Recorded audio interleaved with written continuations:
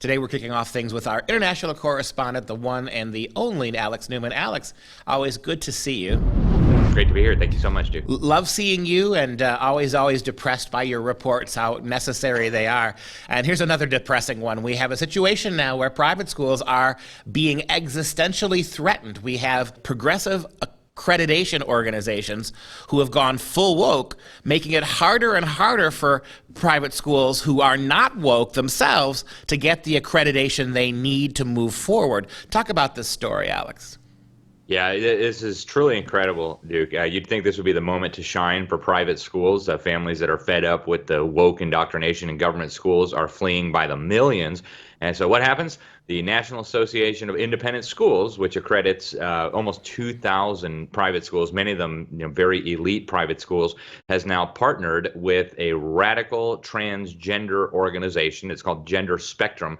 And not only do they peddle transgender indoctrination to children, they also openly partner with sex change surgeons. These are people who mutilate the genitals and the breasts of little children under the guise of giving them a sex change, which is, of course, impossible. So this is happening. It's happening now. It's happening across America, and it's even in private schools, moms and dads.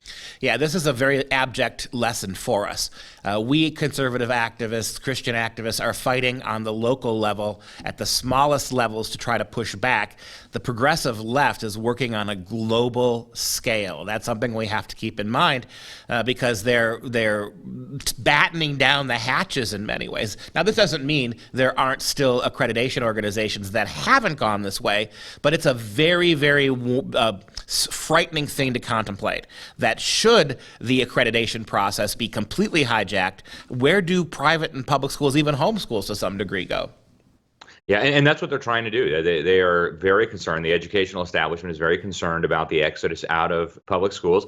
And so now they're trying to make sure that the homeschoolers and the private schools and the Christian schools are brought under control. And Duke, we're seeing this all across the educational field. We're even seeing Christian schools adopting some of these woke policies, trying to push critical race theory.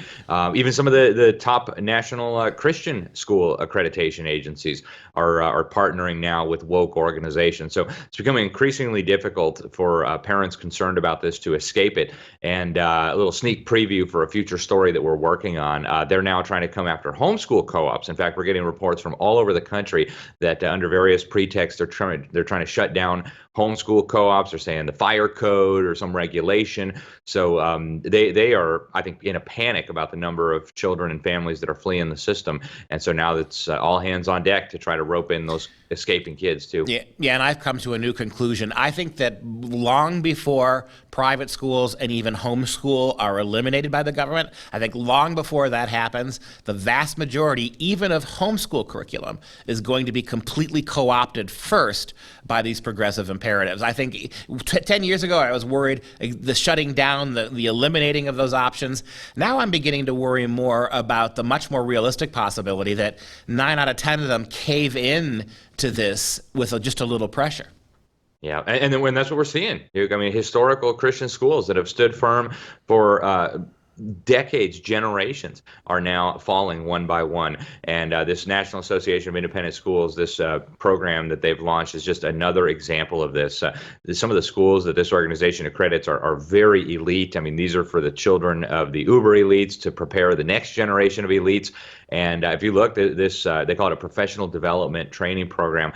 They're putting these teachers through a massive indoctrination program to convince them that not only should they, but that they must promote this transgender agenda in the classroom. They say it's going to improve the well-being. So you partner that with what's happening at the Federal Department of Education. You look at what's happening with the homeschool publishers and also with even some of the Christian schools, and you realize this is a full-on assault on traditional education, traditional values, and ultimately everything that our country is founded on. Well, the mainstream Presbyterian Church just voted overwhelmingly to label Israel an apartheid state.